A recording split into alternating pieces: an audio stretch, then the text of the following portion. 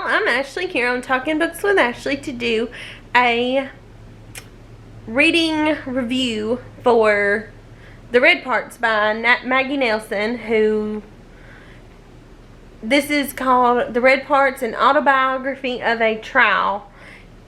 Maggie Nelson is the author of The Argonauts, which was Emma Watson's book club pick. I have not read it, but that's the one she's most known for. This is supposed to have been my true crime book of the month pick that I read, but it turned out was mostly just a discussion of a trial, more memoir than true crime. It starts out talking about her aunt who was murdered, I believe, in the 70s. They assumed it was by a serial killer who was prominent in that time that had murdered her, or that they thought, until there was DNA evidence come back and it turned out to be somebody else, and then they investigated and then they decided to prosecute. They didn't, but police did.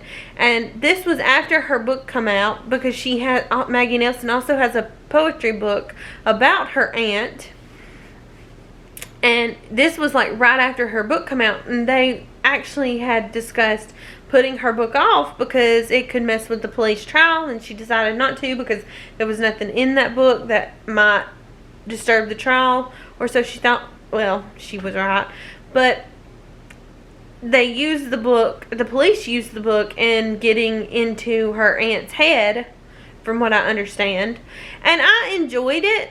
It talked about how some of the same things that I'll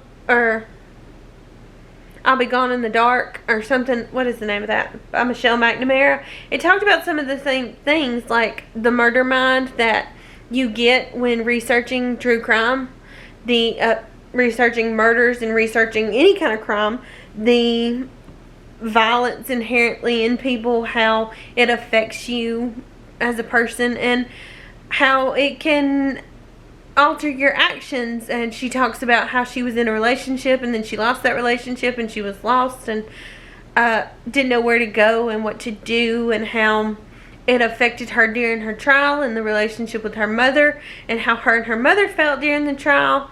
And it broke down how she felt, looking at crime scene photos with her grandfather, who was her aunt's, dad, and how she felt like it would affect him. And all these things are brought up in this book of this trial. And it's more a look at, like I said, it's more memoir. It's not so much true crime, and it's not so much even about the trial.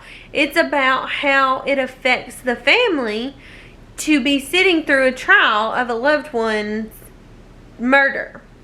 How her aunt's ex-boyfriend, or not ex-boyfriend, but boyfriend that at the time had to have been called as a witness, and how he was played a part, and how they become friends. And all of this is part of this short, it's really short, it's like 200 something pages book about a murder trial. It was emotional. I mean, that's mostly what it was about. The emotions of family, how emotions of the people involved, and dealing with if this man was convicted and how they would feel then. And if you can, I enjoyed it. I gave it 4 stars because it wasn't a bad book. It just wasn't true crime. So if that's what you're coming here for, I'm sorry, it wasn't true crime. But I really did. I did enjoy it. I gave it, 4 stars. It did emotionally make an impact on me because, as I've said before, I'm a police dispatcher. I work on the police side of things, and seeing how these crimes we have to deal with affect, me and the family, that, we have to see that side of it too. And it was interesting. So if you have any thoughts, questions, or comments, if you've read the book, if you've got opinions on it, if you'd like to read it, please let me know down below. Please like and subscribe. And I'll see y'all later. Bye.